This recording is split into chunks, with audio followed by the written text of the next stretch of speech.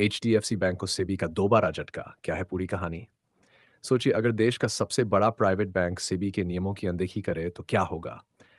ऐसा ही कुछ हुआ है एचडीएफसी बैंक के साथ, जिसे से सीबी ने एक बार फिर चेतावनी पत्र भेजा है। मामला इतना गंभीर है कि ये एक हफ्ते में बैंक को मिली दूसरी चेतावनी है। क्यों मिली एचडीएफसी बैंक को ये चेतावनी?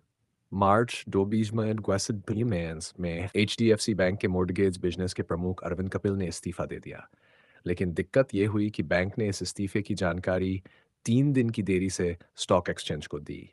सीबी के नियम कहते हैं कि किसी भी बड़ी कंपनी को अपने अंदर हुए बदलाव की जानकारी 2 घंटे के अंदर देनी चाहिए। मगर एचडीएफसी बैंक ने न सिर्फ देरी की, बल्कि इसकी वजह भी सही तरीके से नहीं बताई।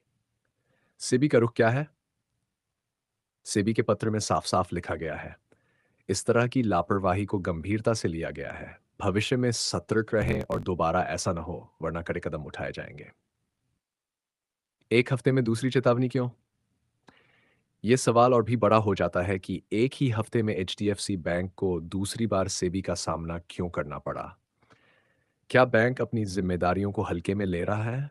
या फिर कंपनी के अंदरूनी मामलों में कुछ ऐसी खामियां हैं जो बार-बार बाहर आ रही हैं? अरविंद कपिल के इस्तीफे के बाद क्या हुआ? अरविंद कपिल ने बैंक छोड़ने के बाद पूनावाला फिनकॉर्प का सीईओ पद संभाल लिया। लेकिन एचडीएफसी बैंक की ये लापरवाही उसके शेयरधारकों और निवेशकों के भरोसे पर सवाल खड़ा करती है। अब आगे क्या?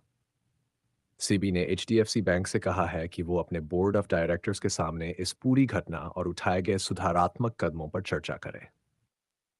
आपकी राय क्या है?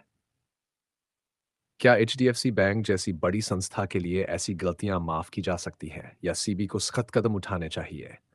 अगर आप ऐसे मामलों पर अपडेट चाहते हैं तो इस चैनल को सब्सक्राइब करें और अपनी राय कमेंट में लिखें।